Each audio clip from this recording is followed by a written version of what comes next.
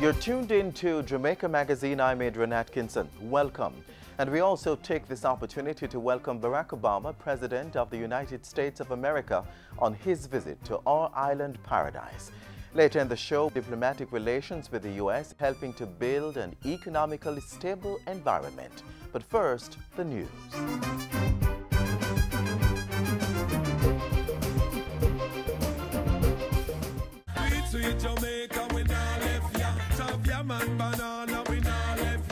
Finger-licking jerk chicken, Helcher fish and bami, will run down yam and banana, roast breadfruit, sweet potato pudding. Jamaica food sweet. So let's make a pledge to use more local produce and less foreign goods. Let's grow what we eat and eat what we grow. Sweet Jamaica, we not left.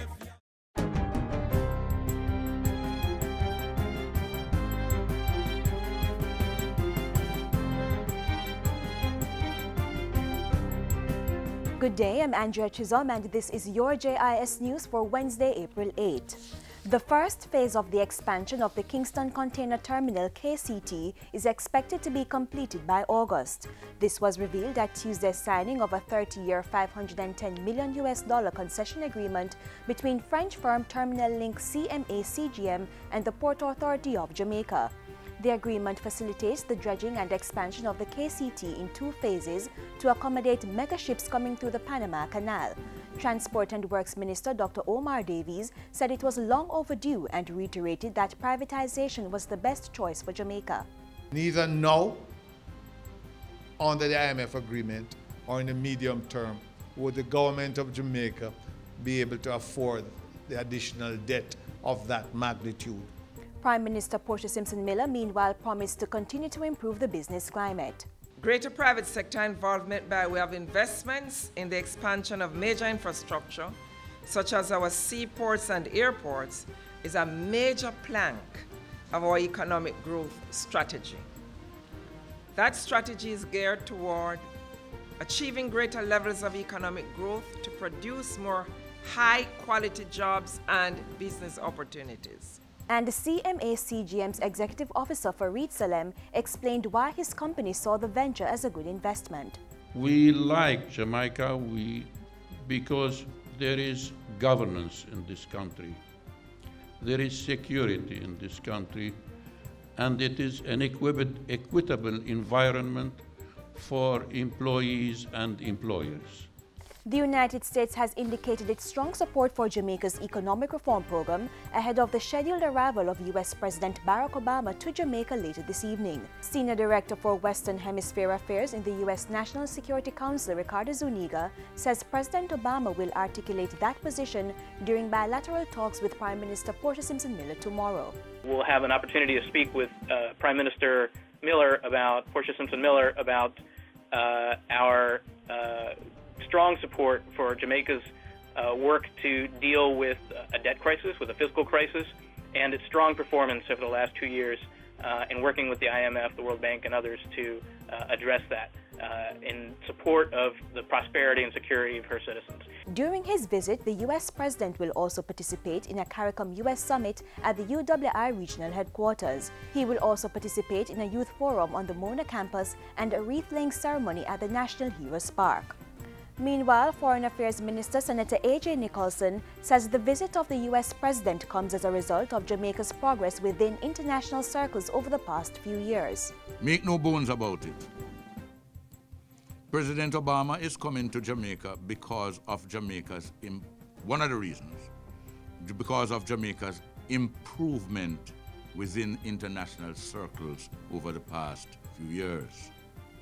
There's no question about that. Senator Nicholson was addressing a recent JIS think tank. He said it was hoped that the visit would foster greater collaboration between Jamaica and the U.S. In the meantime, government is appealing for the public's understanding as motorists will experience significant traffic restrictions and diversions today into tomorrow. The road changes in sections of the corporate area are part of security measures for the visit of President Obama and the CARICOM heads. It is expected that most affected areas and corridors will be closed for some time.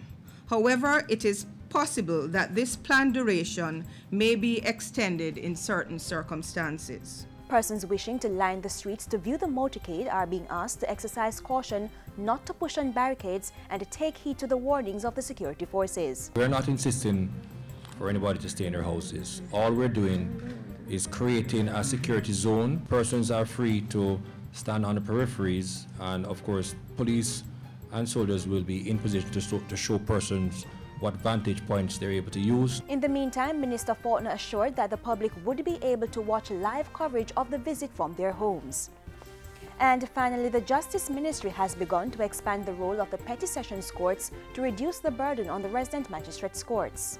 To include uncontested traffic offenses, and also in a situation where the offender is willing to pay the prescribed fine, matters under the Rent Restriction Act where the consent of landlords and tenants are involved, small civil claims, and minor cases of predial larceny. The Justice Minister was speaking at a ceremony to honor 57 Justices of the Peace who recently completed specialized training for the Court of Petty Sessions. The newly trained JPs will help with the increased workload in the Petty Sessions Courts, which will include the ticketing regime associated with possession of small quantities of ganja and the smoking of ganja. And that's it for JIS News today. I'm Andrea Chisholm. Thank you for watching.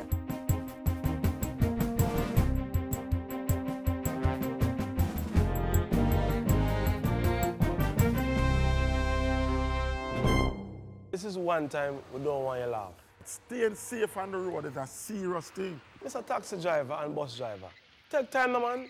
People, so one-stop driver and come off. Cyclists, motorcyclists, pedestrian, all road users using the head. Only if you use cell phone and drive. No, man. Idiot thing that. Road safety is no laughing matter. Because we want you to be around and laughing with us for a long time. A message from the National Road Safety Council and National Health Fund. It takes a changed flow of activities to create an enabling business environment. The government will need to boost expenditure in some sectors on one hand and be fiscally prudent on the other. In strategic priority number 1, we see how the government is maintaining this delicate balance to create an environment for economic growth and business development.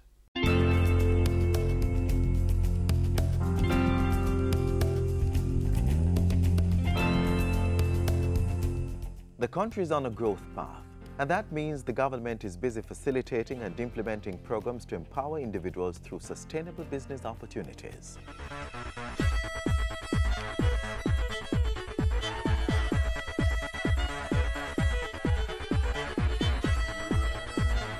I started out as an investigating scientist. I'm a part of a joint venture with the Jamaica Agricultural Development Foundation and the University of the West Indies, where I conducted research to localize the techniques of growing cotton in Jamaica. And from that I obtained an MPhil degree. I moved over into a pilot commercial project. Then soon after I became a full commercial contracted farmer with the Jamaica Agricultural Development Foundation. Otis Francis is one of 3 farmers now operating a combined 300 acres of cotton farms in St. Mary and St. Catherine. These farms specialize in premium West Indian Sea Island cotton. Through bilateral partnership between the Jamaica Agricultural Development Foundation and the government of Japan, $11 million was spent to revive the sector. Well-needed equipment such as high crop tractor, a boom sprayer and inter-row cultivator were purchased in 2014 to drive production, and today the success is evident.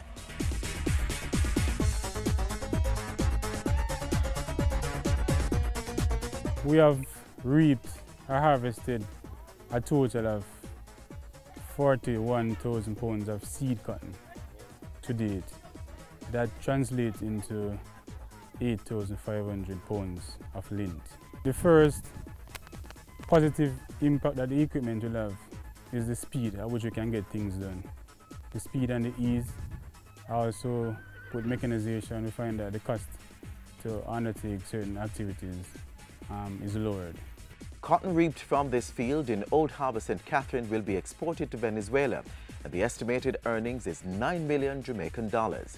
This is just a fraction of the potential foreign exchange earning of $1 billion for the country.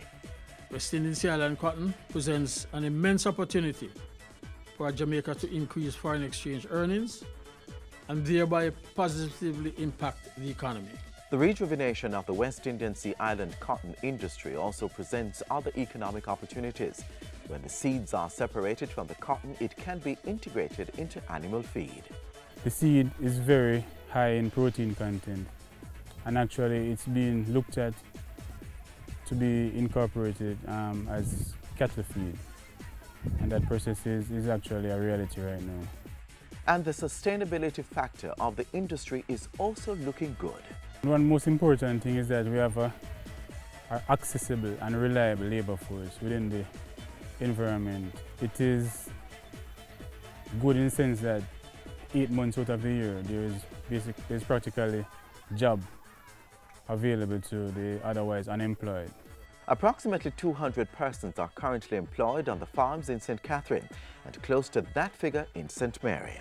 And the workers are playing their part to ensure that the sector remains viable. Well, me is the man where spray, plow land, cut furrow, plant, mechanic work on the tractor, also the machine and everything.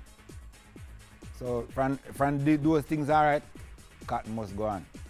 And with continued support through the government's economic programs, the sector is expected to grow from the current 300 acres to 800 within the 2015-2016 crop year. The long-term target is 5,000 acres by 2017. But even better, Mr. Francis has his own aspiration for his farm. For next crop, we're looking to at least double the acreages. The current acreage is being grown now, which should move us up to 600 acres. The vision for this farm is to have most of the steps prior to harvesting mechanized. Through smart spending by the government, pockets of businesses are coming on stream. Foreign exchange earnings are increasing with new overseas investment opportunities. And most of all, jobs are being created.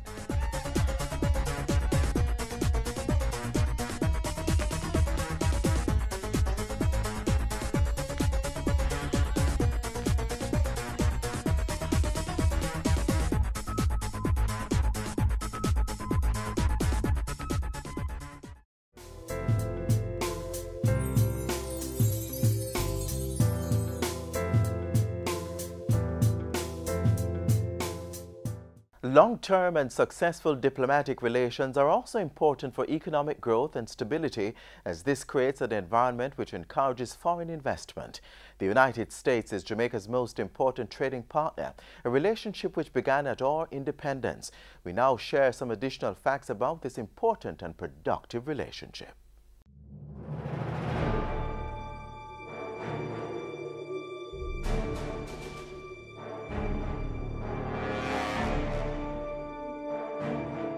We view the visit as an acknowledgement and, more importantly, an appreciation of the close ties of history and culture that unite our two peoples. We are confident, therefore, that the visit will be marked by fruitful dialogue and exchanges that will serve to strengthen the close relations that exist. The April 8-9, 2015 state visit by President Barack Obama marks the second time that a sitting U.S. president has visited independent Jamaica, the first being Ronald Reagan's visit to the island back in 1982. Both reinforce the close and productive relations between the United States and Jamaica. Get the facts on this mutually beneficial relationship.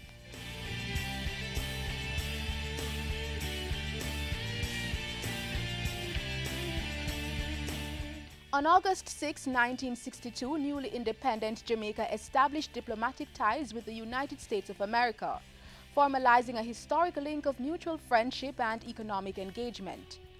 As a result, each country maintains an embassy in the other's capital city, helmed by an ambassador who serves as their nation's diplomatic representative.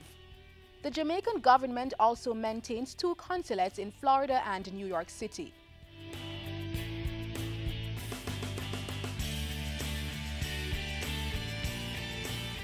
A key aspect of Jamaica's diplomatic relationship with the United States is in the area of national security. As part of that, the U.S. has recognized Jamaica as a strong and faithful partner in the fight against the inflow of drugs into America. To support that, The U.S. has provided financial and technical assistance to enhance Jamaica's port and border security measures and to increase the island's counter-narcotics and counter-terrorism capabilities. In addition to regular bilateral assistance funding, Jamaica also gets assistance under the Caribbean Basin Security Initiative, which is aimed at combating the drug trade and other transnational crimes that threaten regional security. Both countries also engaged through the 1997 U.S.-Jamaica Maritime Counter-Narcotics Cooperation Agreement, also known as the Shiprider Agreement. It was amended in February 2014 for further cooperation in deterring the movement of illicit drugs through Jamaican territorial waters from South America to the United States.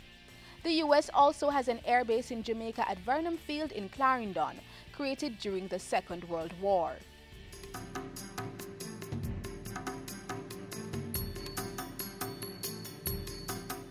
The United States is Jamaica's most important trading partner.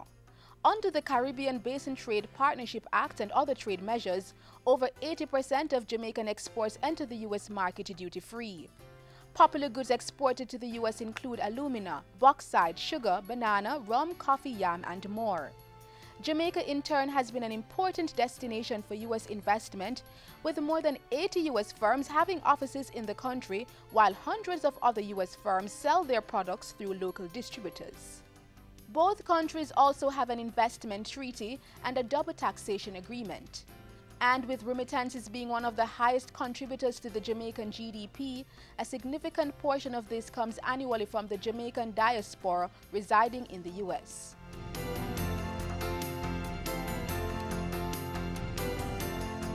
Jamaica is one of the most popular destinations for American tourists. Each year, over 1 million U.S. citizens pay stopover visits to Jamaica. This is critical to the approximately 8% GDP contribution that tourism makes to the Jamaican economy.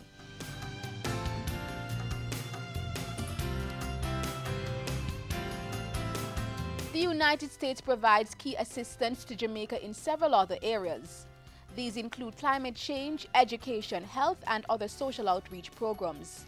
Entities such as the United States Agency for International Development have given millions of dollars annually in funding support. And the U.S. has had a Peace Corps program in Jamaica since 1962. Volunteers work on a range of social, economic, and disaster mitigation projects, among others.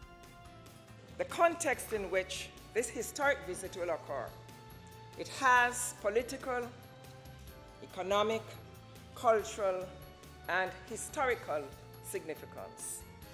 We regard the visit, therefore, as an affirmation of Jamaica's role and position as a responsible member of the hemispheric family.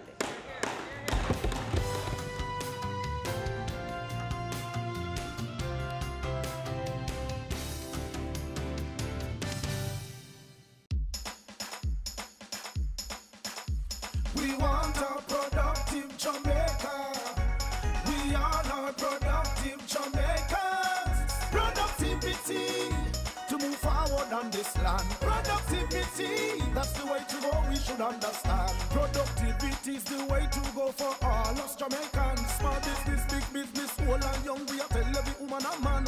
We want growth and prosperity for a better nation with a building plan. So we can build our product and sell our product and put more money in our hand.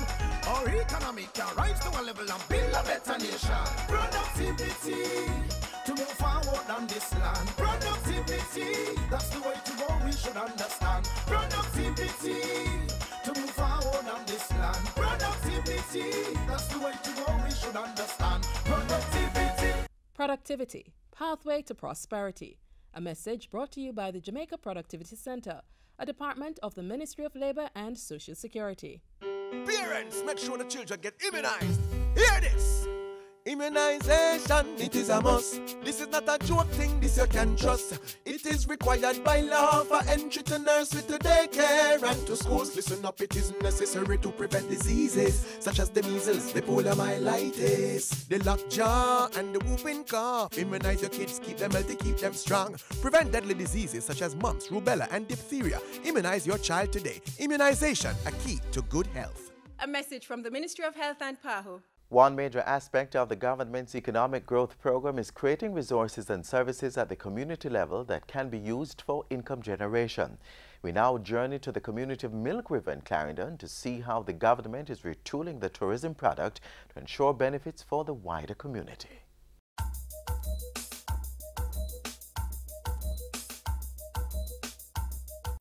A healing spa, culturally rich entertainment, sweet treats. These and other offerings await visitors to Milk River. The Tourism Ministry sees the potential and is on a drive to revitalize community-based tourism through the offerings of Milk River on the south side of Clarendon.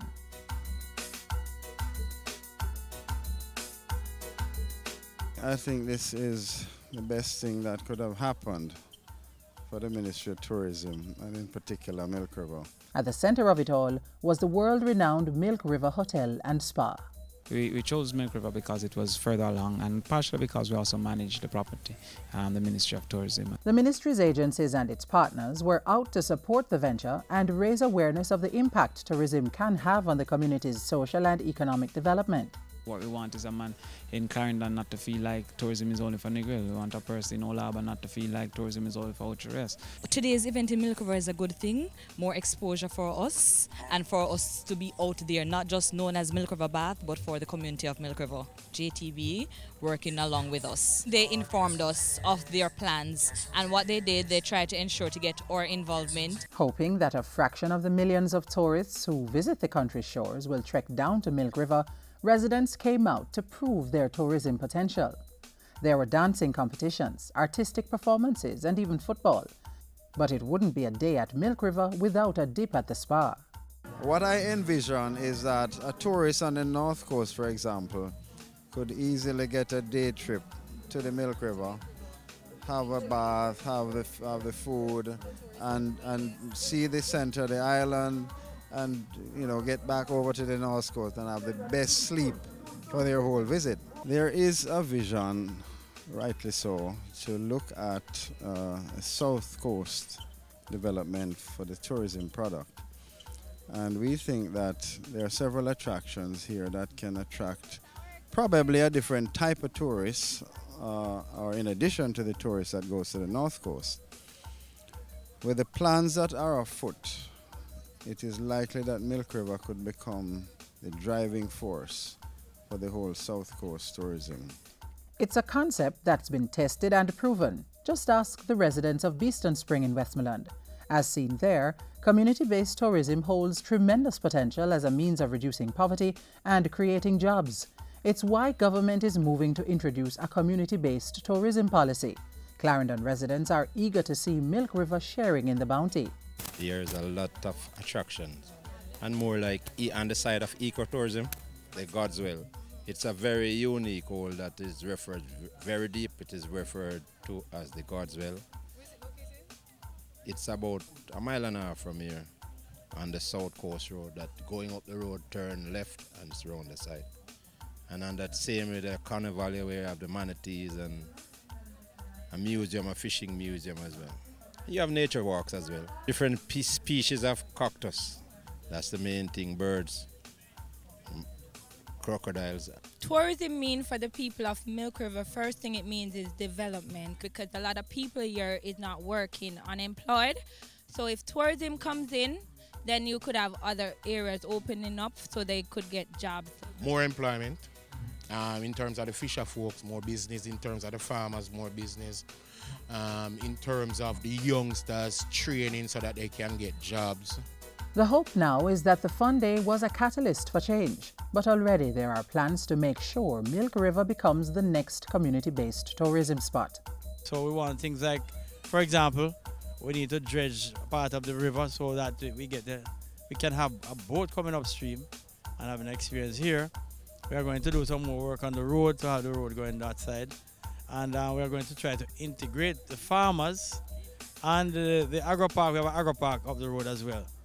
So once we get those, it is part in the Park Side, Spring Plain community. And we have now a program to upgrade all the roads coming to Milk River. I hope that I'll be able to beautify the roadways, planting trees and maintaining the verge. So when you come to Milk River, you will feel like you are really in just another world. On any day of the week, take a trip to Milk River, drink some cool jelly water, enjoy some entertainment, then cool off by the bubbling spring.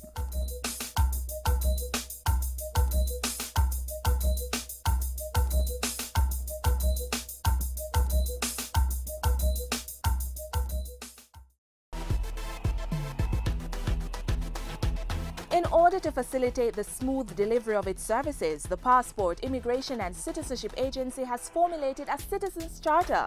It's our commitment to providing you, our valued customers, with quality service.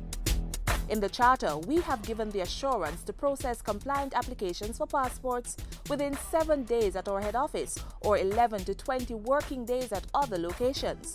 We also offer expedited service. It is also our promise to process airport passengers within 3 minutes of arrival at the immigration desk.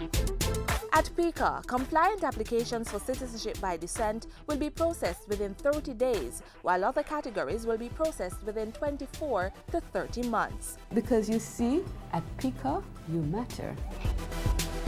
The Passport, Immigration and Citizenship Agency, securing our borders, safeguarding our sovereignty.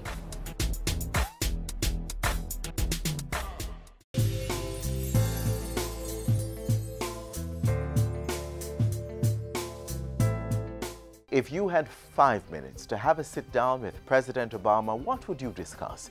Share your answers on our Facebook and Twitter pages. For all the details on the President's visit, stay up to date through the JIS website and by using our YouTube channel. Of course, don't forget that you can download the JIS News app for your smartphone. I'm Adrian Atkinson on behalf of the hardworking production team here at the JIS. Do take care and thank you for watching.